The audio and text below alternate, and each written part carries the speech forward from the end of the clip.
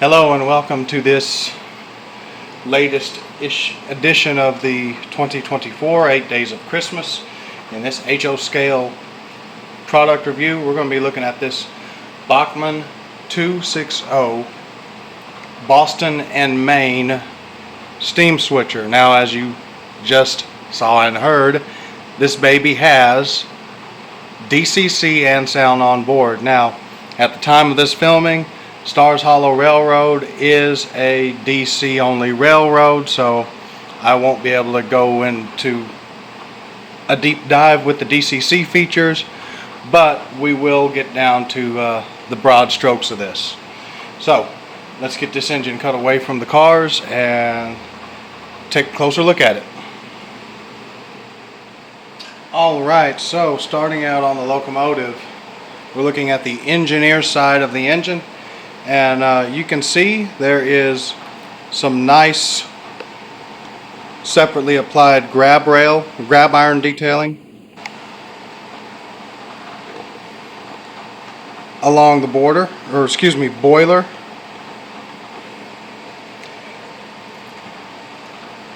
You have a separately applied bell. It does not move, however. You have whistle and safety valve here along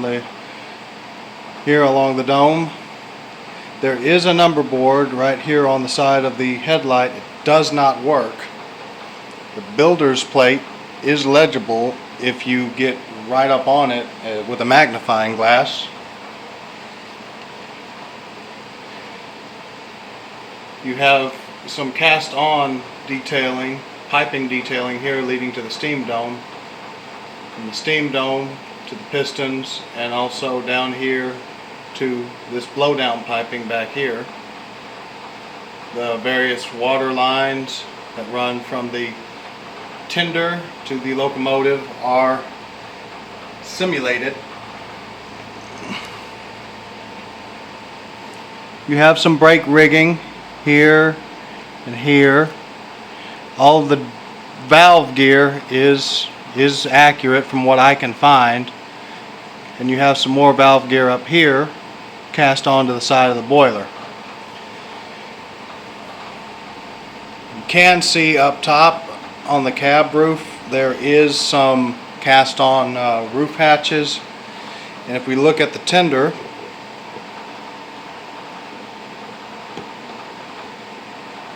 you can see some very nice rivet detailing, as well as some fairly well done trucks. The locomotive body and tender are plastic throughout. The wheels are metal, and these have the Bachmann Easy Mate magnetic operating knuckle couplers. Got some fairly good detailing here with the stirrup steps on either end, and on either end of the corners of the tender you have a separately applied wire grab iron. The coal load up top is cast onto the tender body. Has a very, very high plastic, like glossy sheen to it. If this was my locomotive, I would tone that down a bit, but I'm not going to touch it. This is a loaner. The headlight on the tender, it does have that little white that you're seeing there. Those are actually numbers. They match this 1360 as well as on the locomotive headlight. This is an operating headlight right here, and this engine does have directional lighting. Now, when the engine's running in reverse, the front headlight still turns on. When it's running in forward, the rear headlight is off. While we're looking up top with a somewhat decent view, you can see the water hatch for the tender right here. And the lettering for the Boston and Maine and the numbering on the cab is very well done. Very nice and clean separation between the white of the lettering and numbering and decals and the black of the locomotive body.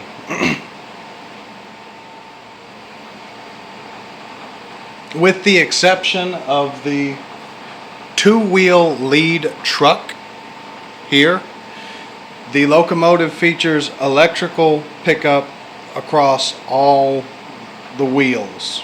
As you can see here, the pickups on the tender. This engine does feature metal wheels all the way throughout. They are in gauge per NMRA standards, and you can see the wire plug here on the underside of the locomotive that will have to be plugged in when you pull the engine out to set it on the track and run it for everything to work as intended. There is a simple little drawbar here, so a little metal plate, and there's a pin that just drops in. You have one hole here for if you're running on tighter curvature track, and you have a slightly closer one right here for if you're running on more broad gauge or more broad curvature to allow for a more realistic distance between the locomotive and the tender. While we're looking at the underside of the engine, you can see some brake rigging detail and some frame detail, and you also see some little holes. Those are for the speaker housing, which again, as I said, you guys saw and heard it yourselves at the opening of this video, this engine does have sound. Now, one minor little gripe, and it's not a big deal, it's very easily fixed. The spring on this knuckle is broken, but that's not a big deal. That's very easily fixed. You have a screw right here on this coupler box, a little Phillips head screw right there. You unscrew that, the lid to the coupler box right here comes off, and you pop a new coupler on. That's an easy fix. You've got the brake cylinder right here, and this is the service reservoir, service and emergency reservoir for the air brakes.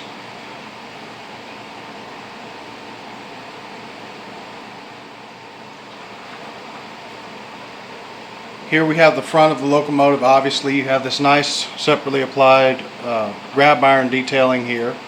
Runs from the walkway up here down to the pilot. You do have some footboards on either side of a very compressed cow catcher for a brakeman or switchman to stand on. The operating headlight, there is a separately applied grab iron here along the bottom half of the smoke box face. The 1360 number matching the number on the sides of the headlights, the cab, and as you'll see here in a little bit, the rear of the tender.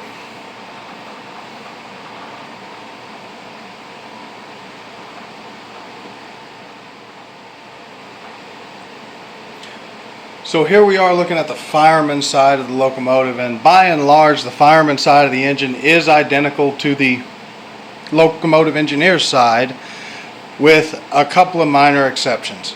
First of all, you have the main reservoir for the steam locomotive right here. This is the air reservoir that controls the locomotive brakes, the independent brakes. And additionally, you have the air compressor here. Other than that, the two sides are virtually identical. That's the only details that stand out one side from the other. And the tender looks exactly identical on the fireman side as opposed to the engineer side. There's no real difference.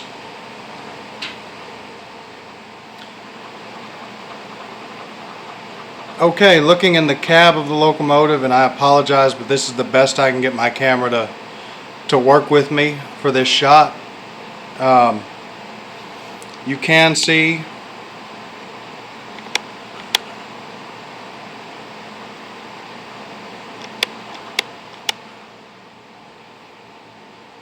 alright, looking in the cab of the locomotive, you can see some nice rivet detailing on the back of the boiler there, and simulated smoke, or excuse me, firebox doors, and some various gauges and and valves and whatnot. There's not a whole lot of detailing in the cab. And you can also see, some of the window glazing. All the windows in the cab do have window glazing. So there's not a whole lot of detail in the cab. Then again, you can't really see in the cab all that well under normal circumstances anyway.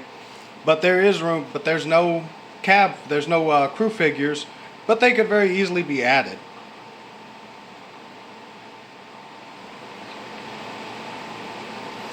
And here is about the best shot I can get of the front of the tender without unplugging that wire, which if I unplug that wire, it is going straight back in the box because I had absolute hell trying to get that thing together.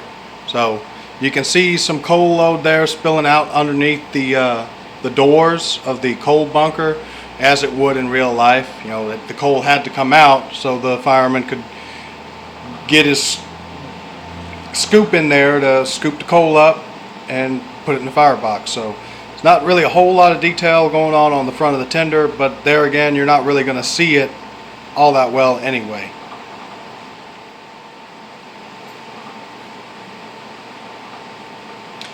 Okay, and finally we have the rear of the tender, a good shot of the rear of the tender. You can see this little hatch here on the back side of the coal bunker, the water hatch, which I mentioned earlier, and you do have some rivet detailing along the top deck of the water bunker, and you have some rivet detailing along the back of the tender, a freestanding ladder here, some freestanding grab irons, which I believe I pointed out earlier, some nice detailing along the pilot.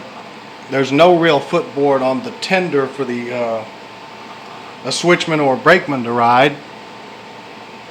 And I'm not seeing any poling pockets on the locomotive. What I am seeing, and I'm just now noticing it for the front end too, there is supposed to be a separately applied uncoupling lever here and apparently on the pilot too, but that's missing. So, one minor little defect on the engine, and otherwise very well done engine and just a fun little locomotive to run. So we'll throw it back on the track and see how she operates on the Stars Hollow Railroad.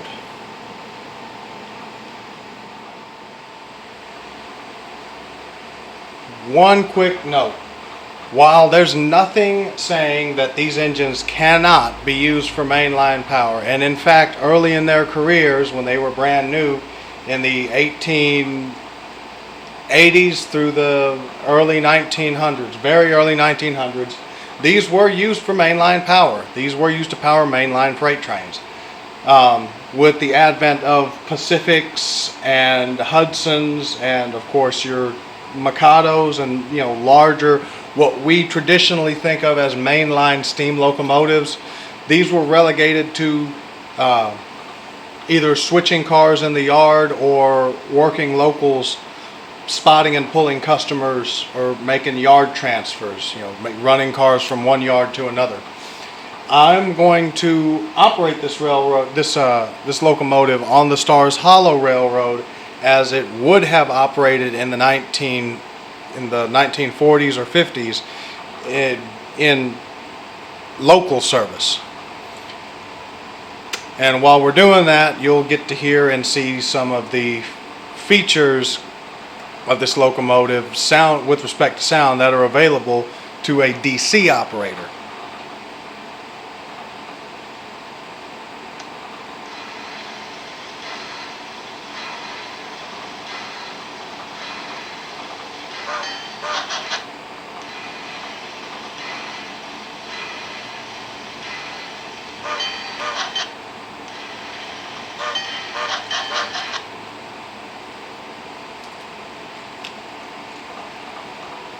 Now there's that broken coupler.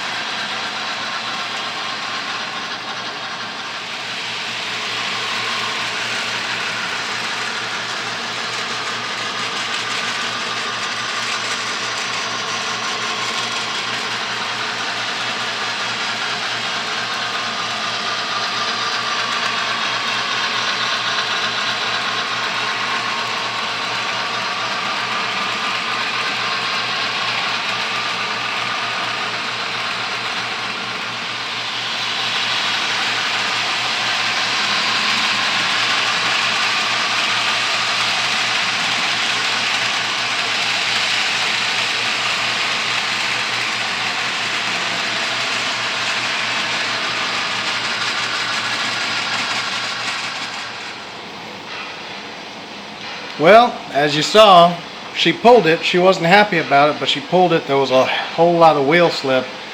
The 60-footer was just a little bit too much resistance in the curves.